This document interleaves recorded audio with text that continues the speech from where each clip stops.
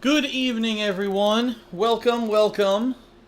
Welcome to the second stream of the day, which is Tales of Exilia 2.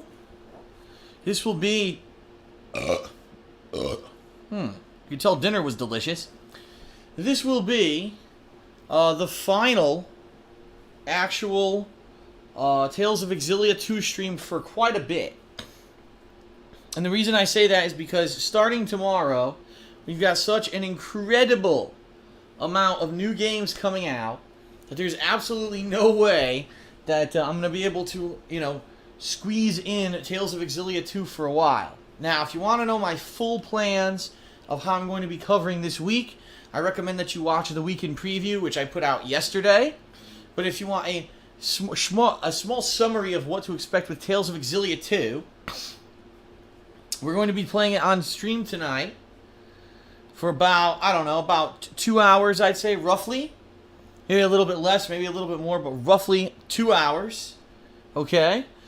There's going to be videos tonight and probably either tomorrow or another day this week because I still have, I believe, 7 or 8 videos that I have not uploaded to YouTube yet. Just because I played the last few times so long that I just didn't want to overload the channel with more than, say, 12 to 15 videos. And I think at one point I had over 20 videos. I was like, well, I can't upload all these in one day. So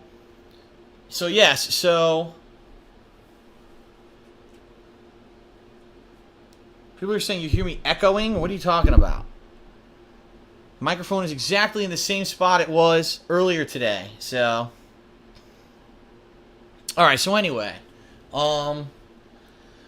So there'll be some videos tonight and some videos at another point during the week on YouTube, my YouTube channel, DSP Gaming. That will get the playthrough up to speed on the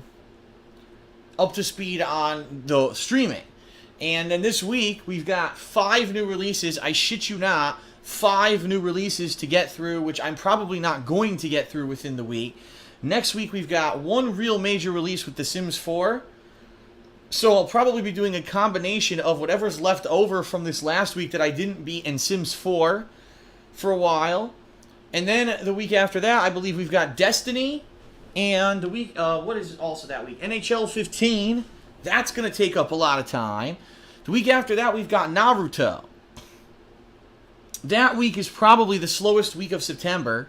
So we're talking not 1 week, not 2 weeks, but 3 weeks' time, we've got Naruto.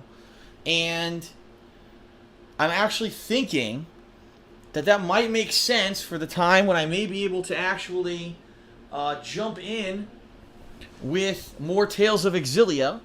We'll have to see. If there is an opportunity before then, I will return to Tales of Exilia 2, but if there's not, that's probably going to be the earliest opportunity. There's just so many new releases coming out that people are undoubtedly going to want to see me play all those games.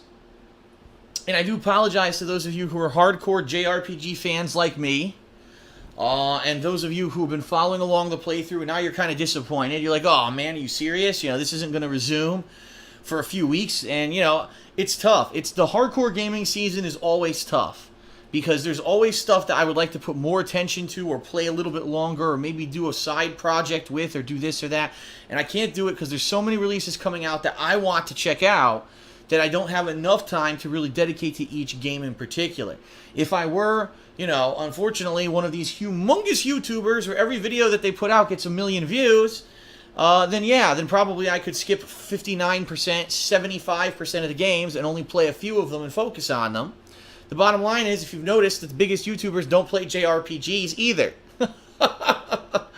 Apparently, these games have really fallen out of favor, with the majority of people who view playthroughs on the internet.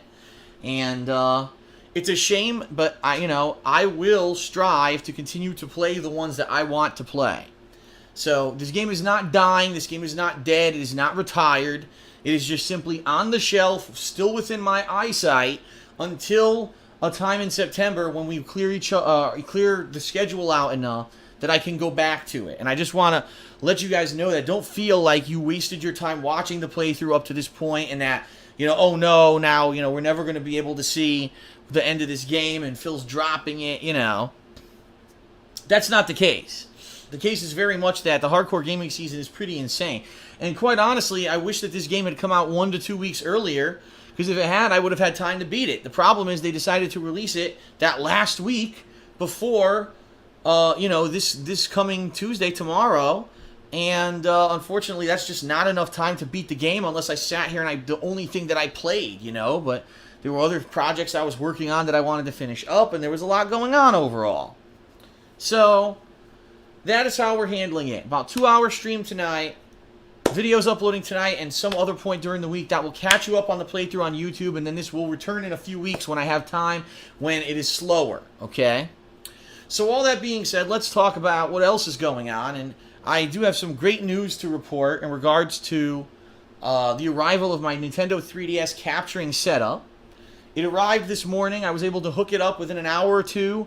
I was able to migrate my old 3DS into the new 3DS, get all the data transferred over, which worked perfectly and seamlessly, which I was completely surprised by. I thought, oh God, here we go. Something goes wrong and now I can't play the games that I have on there. But no, it worked out well. Everything went over. The capture device works great. I was able to play various games, none of which had any issues, no lag, no real frame rate drop, no anything.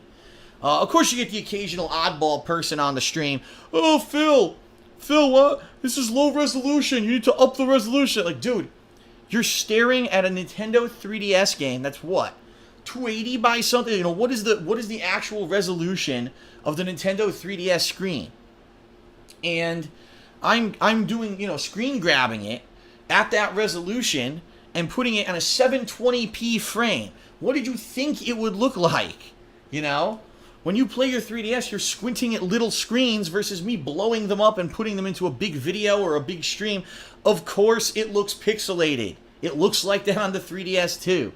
So some people were just being kind of silly, like they thought that I was going to somehow upgrade it to HD graphics or whatever.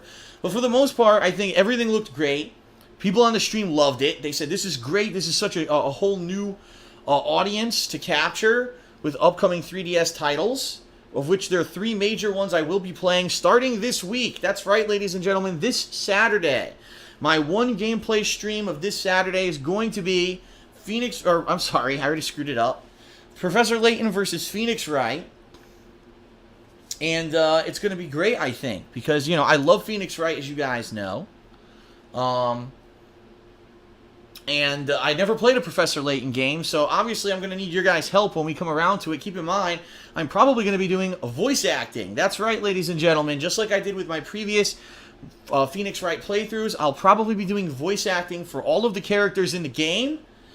But I don't know what the characters should sound like. Like Professor Layton, is he British? Is he, French? What is he? I don't know. I never played the games. So I'm going to need a little bit of backstory help, I think, with everyone letting me know a little bit about it so that I could do that well. But that's going to start this Saturday. It's going to be pretty good. And I already said this in the weekend preview, but I'll reiterate it. You guys really should watch the weekend preview if you don't. But also, there's no Street Fighter Sunday this week. I canceled it because there's so many releases this week. I know I'm going to need that whole day Sunday to do gameplay streams. All right?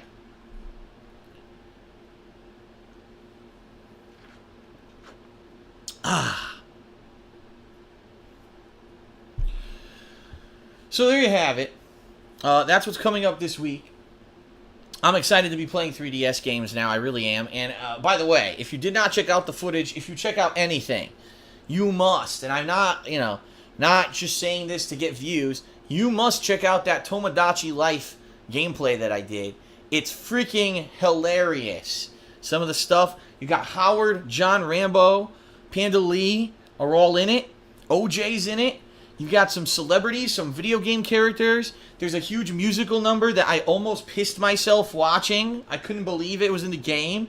There's a ton of fun stuff, and it's actually quite fun to watch. And I made, actually, the musical number my featured video on my page for those who aren't subs to watch it and say, oh my god, what is this?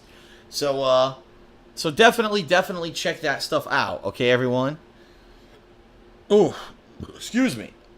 Now, of course, the elephant in the room tonight, which I already talked about, but I talked about it on the 3DS stream, and not everyone could be here for the 3DS stream, is that it's finally come to light that Twitch TV has been purchased, and it has not been purchased by Google as was previously rumored, which is hilarious because what that means is that that website that reported that they did purchase it now has no credibility whatsoever. Har, har, har.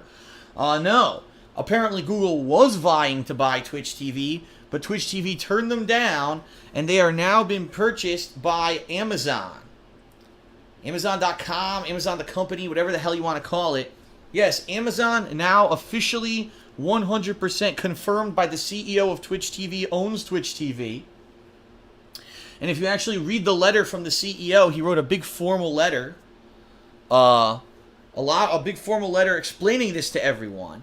He basically takes a shot at Google in the letter, which I thought was hilarious. He basically says, after much consideration, we are going with a company who is allowing us to stay who we want to be, to keep our identity, to allow us to progress the way that we want, to keep the high quality level of product that we've made, and allowing us to keep the same staff, the same organizational structure, and basically not completely destroying and recreating our company.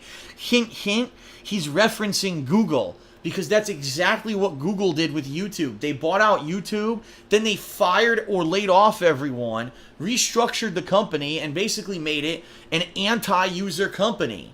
Made it so that Google basically thinks they know better than everyone else. They'll change the website on a whim. They don't listen to their users. They have no customer support whatsoever. There's no customer support center for Google. It doesn't exist.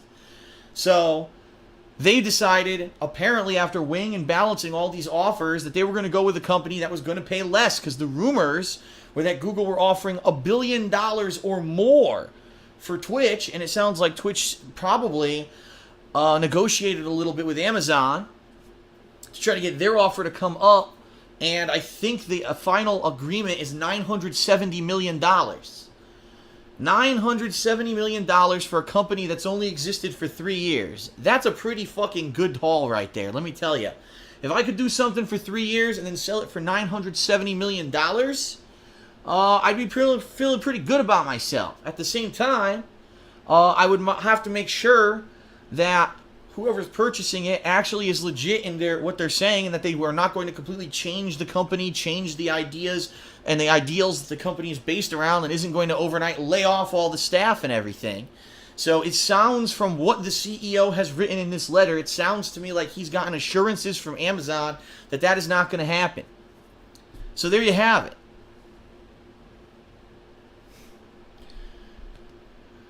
I guess there's no coincidence then, everybody. There's actually no coincidence that, if you don't know this, that just last week, the original idea, the original business that Twitch TV came from, which was actually called Justin TV, completely closed its doors and went out of business.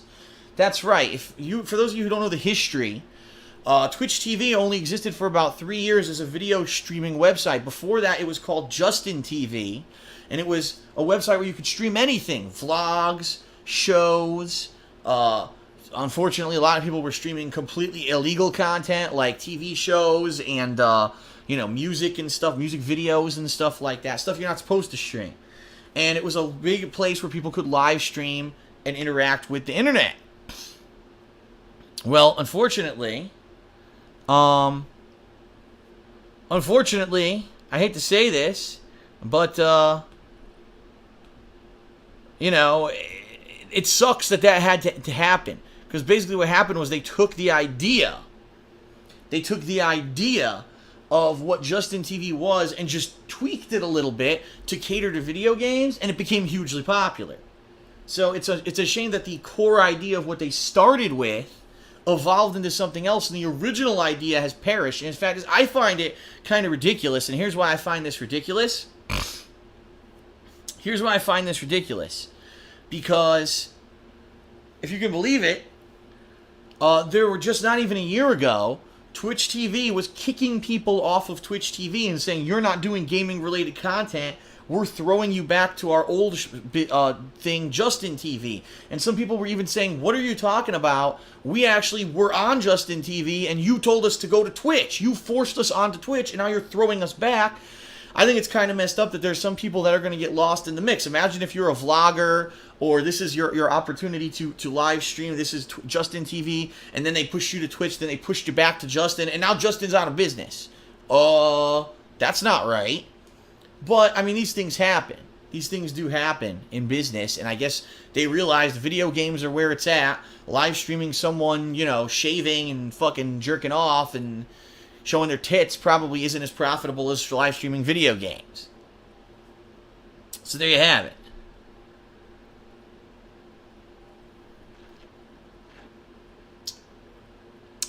So, an interesting change, right? So now you got to ask ourselves, what's going to happen, right?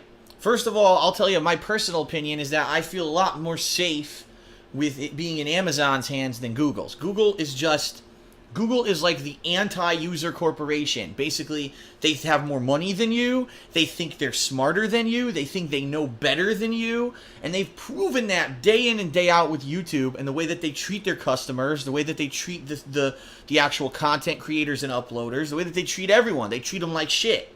Your opinion doesn't matter on YouTube. Google will do what they want, and tough titties if something fucked over your business, your channel, your hobby, whatever. They don't care. Twitch actually has customer support. They actually try to help people. It's a whole different attitude. It's a more humanized attitude. And I think that's why a lot of people at a time when YouTube was really starting to change and more copyright issues and content ID flags and all that shit, that's why a lot of people tried to move over to Twitch and said, I just like to live stream then. Forget the on-demand video of YouTube. I'll just live stream.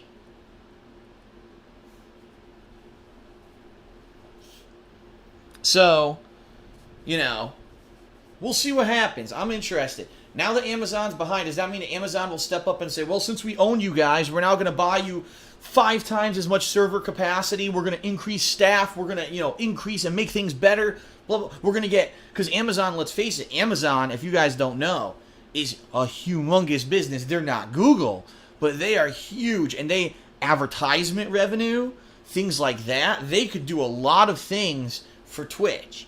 I would love to see if Amazon could bring in the advertiser base for their product lines and stuff and have that. Imagine if you're watching Twitch and when someone runs an ad, it's actual ads, number one, that are actually catered to you, which how many times do you see a Twitch TV ad that has nothing to do with you and you're like, what the fuck is this, right? But imagine if it's something pertinent to what you're watching.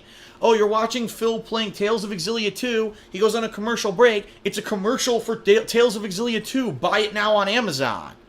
Holy shit, a no-brainer. That is like that is not only just a purchase, that could be a strategic partnership that could benefit Amazon, Twitch, and Twitch streamers and Twitch viewers. Right? How awesome would that be? So we'll see. We'll see exactly what happens. Will the streams be better? Will the servers be better? When there's a League of Legends tournament, will the whole fucking website not crash because 300,000 people who are never here to watch anything but League of Legends flood to the site to watch League of Legends? I don't know. We're going to have to see. We're going to have to see what happens.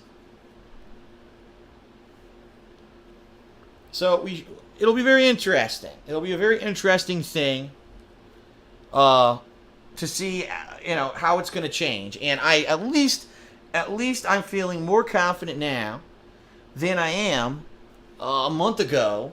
If you remember when these jokers at Twitch TV flipped the switch and basically said, "Oh, by the way, all your stream archives are going away after 60 days, and now there's a new content ID flag going to mute all your goddamn videos." Because I know, by the way, I'm not stupid. I know that my entire Grand Theft Auto Vice City Stories playthrough here on Twitch is muted. I'm not dumb. Yeah, the whole thing is pretty much muted because it found all the copyrighted music that was playing in the game and it muted all the fucking on-demand streams. Now, how they think that algorithm works after YouTube used the same algorithm and it didn't, I mean, that's just asinine oversight. Like, how dumb can you fucking be?